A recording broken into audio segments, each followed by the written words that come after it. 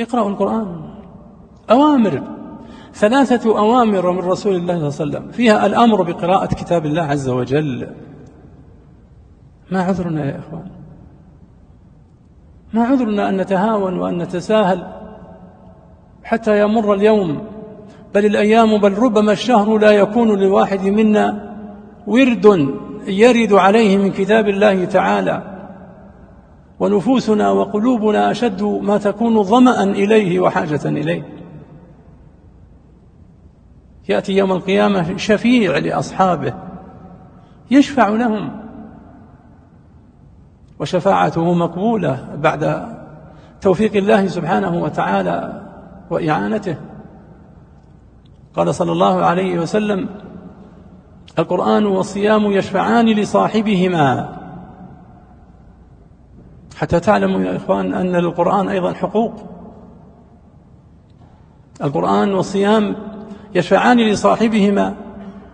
يقول الصيام: يا ربي منعته الطعام والشراب فشفعه في.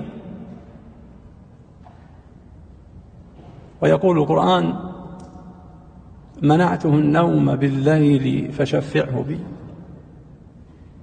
منعته النوم بالليل فشفعه بي. ومن الليل فتهجد به نافلة لك عسى أن يبعثك ربك مقاما محمودا. قال صلى الله عليه وسلم: فيشفعان، أي تقبل شفاعتهما.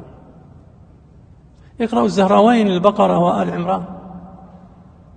وسميت البقرة وآل عمران الزهراوين لأنهما تزهران، أي تضيئان وتنيران في قلب صاحبهما، وتضيئان في طريقه، وتنيران له في الدنيا وفي الآخرة. تأتيان وكأنهما غمامتان، أي كأنهما سحابتان، أو فرقان من طير سواء، تحاجان عن صاحبهما كما مر.